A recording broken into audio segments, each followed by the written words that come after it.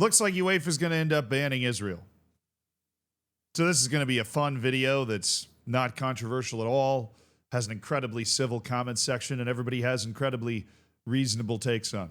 All right, cool. Let's dive in. What's actually happening here, right? That's what I want to focus on in kind of the machinations of how this works. Because I think something that is genuinely very dangerous is banning national teams from participating in World Cup qualifying. Because while this isn't necessarily political, everything's political. You know what I mean? And in the more, like, North Korea has been to the World Cup before. They still participate in qualifying. I don't think anybody would argue that human rights are being honored in North Korea, right? And I realize by saying that I'm never going to get the visit, which is a real shame. But seriously, I don't, like, there is a dangerous precedent to set in banning teams from playing. There is. Just because the countries around the world are so different and have so many different forms of government and so many different cultural prerogatives. And, you know, globalization is great, but it also brings a lot of people into stark relief against each other that otherwise wouldn't be. But I also think that there is a place for banning teams from playing in international football. I'm just laying the groundwork for all the stuff that we're going to talk about, right? Just so you know where I'm at going into this, right? Because it is a dangerous precedent. And I do think basically every nation should be able to participate in qualifying, bar a very specific set of circumstances, which we are kind of entering into here, right? Because the only time, in my opinion, that a national team should be barred from participating is when they are actively harming significantly another group of people. And what's really difficult is you can't necessarily say a group of people within that country, because that opens up a whole other can of problems. We're from North Korea to, you know, a ton of different countries where there are massive internal issues going on. I live in the United States, not necessarily unfamiliar with that myself. I'm not like somebody that wants to sit here and talk about politics stuff, and so I'm not going to. I'm just saying that criteria for me, when you are actively going into somewhere else, going into an area and doing really massive damage, a la Russia in Ukraine, that is when this makes sense, because you're altering the landscape of what national team football is. Not that that's necessarily in the top 100 reasons to do something, but it's the simplest way I can explain. Like, you are massively affecting other countries participating actively to an extent that they're understandably at least not going to want to play you, right? And then it's making everybody uncomfortable. That is the most, like, third grade way to put it. Okay, so now that we've laid that base down in, like, the simplest elementary way possible, let's get into the actual machinations of what's happening. I'm going to be using The Athletic and the Times of London for this. Shout out to both of them for writing articles. They've got a nice section in The Athletic article called "What Did the UN Say?" Because this all started with the United Nations, which I think you need something that is global, like the United Nations, to kick something like this off. Right? This cannot be just a spur-of-the-moment vote from the different members of a coalition. This needs to be something that takes time to understand and something that is kind of generally agreed upon amongst a ton of people.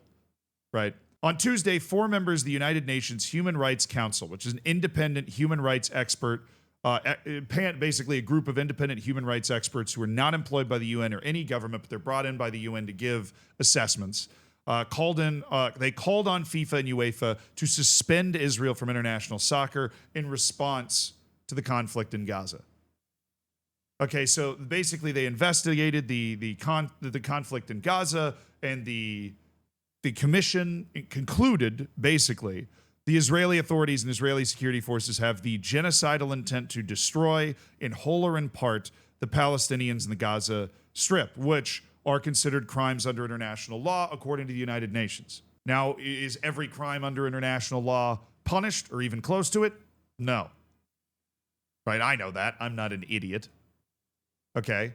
But when we're ranking crimes as far as they're concerned in official commission reports to the United Nations, genocide, way up there.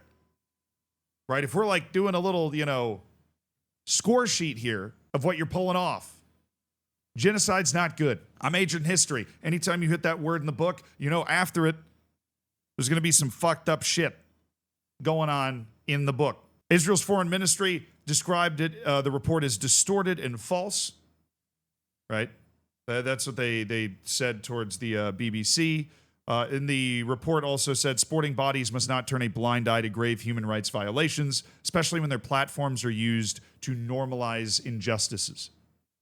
That's another compelling argument for the drastic step of actually banning a nation from participating in qualifying, is that you are, this is an argument that's thrown around in the world of football a lot, but basically sports washing. You are normalizing, you're saying that things can go on as normal even while they're doing this, right? And it's understandable that you would want to take a stand against that. This is, again, all still from the United Nations. We're going to get into the weeds of what happens after that and the ricochet, and because the United Nations does not have the power to do this. They can obviously sanction Israel or whatever, but they can't ban them from qualifying, right? That's going to be FIFA and that's going to be UEFA, and we're going to get to them in a second. We are clear that the boycott must be addressed to the state of Israel and not to the individual players. We've always maintained that the individuals cannot bear the consequences of the decision of their government, and so therefore no discrimination or sanctions against individual players because of their origin or nationality. That's fair. I like that. National teams representing states that commit massive human rights violations can and should be suspended, as has happened in the past. The example, of course, being Russia, which basically nobody argued against. You show up, you invade another country, you start killing thousands of people, you disrupt the peace in a massive way, it's going to be really uncomfortable to be playing, against you. Right? It's going to be normalizing. It's not, no. Like, a lot of teams came out and just refused to play Russia, and then UEFA basically had no choice. And that same sort of conversation is being held around Israel now. Italy and Norway, who are both in Israel's group and obviously would gain from them being suspended, have come out and a bunch of other nations saying, gee, we're not sure about playing these guys. Problem is for Italy and Norway, they're actually the ones playing them, which is another reason that, they have a competitive reason to want them removed, but they also have a reason that they would be more vocal about it because they're actually playing against Israel, the nation, We urge FIFA to stop legitimizing the situation arising from Israel's unlawful presence in the occupied Palestinian territory. There is a legal and moral imperative to take every measure possible to end the genocide in Gaza now. And understandably, when you are UEFA and you get a report saying one of your members is committing genocide from the United Nations, and in that report specifically, it calls you out to ban them, which guess there are a couple of football fans on this, Human Rights Commission or something making the decision they're going to involve themselves in that. But I mean, one of the most forward-facing parts of the Israeli state is the national team. That is always the case, right? Because soccer, football is such a huge deal. Well, now UEFA is set to make a decision next week on whether to suspend Israel. This is from the Times article. Most members of its executive committee are understood to be in favor of the ban. Well, guess what?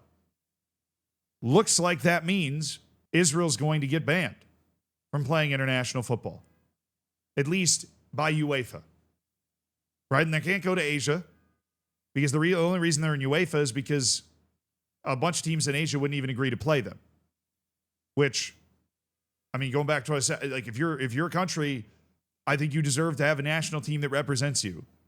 And so them going to UEFA made sense to me, right? That's a confederation where all of the teams are okay with playing against them, right? Which is now no longer the case because of, as the UN report calls it, genocide, right? Sources have told the Times that UEFA plans to call an emergency executive committee meeting next week. So it's an emergency meeting. It's not regularly scheduled to vote on the issue, and that a large majority of the committee are in favor of suspension, once again pointing towards Russia's ban. The Times has also revealed, and this is some good reporting here, that last month several European clubs, not nations, this is clubs obviously having to play in the Champions League, Europa League, Conference League, asked UEFA if there was any way they could avoid playing Israeli opponents. This is the kind of knock-on effect that I'm talking about here.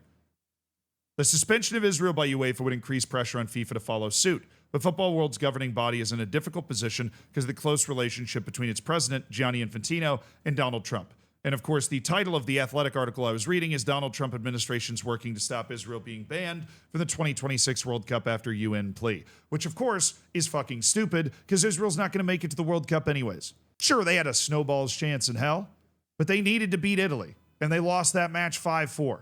And they're probably not going to get as good a shot to beat Italy the next time. And Norway is so on fire they might melt the rest of the polar ice cap. All right? Like, Israel's not going to close down one of those two teams. They've lost to both of them already. They got to go on the road to Italy. They're not getting anything there. Right? You got to finish in the top two to even have a chance. Israel's just not. I mean, the chance isn't zero, but it's close to it. It's just a lack of ball knowledge here.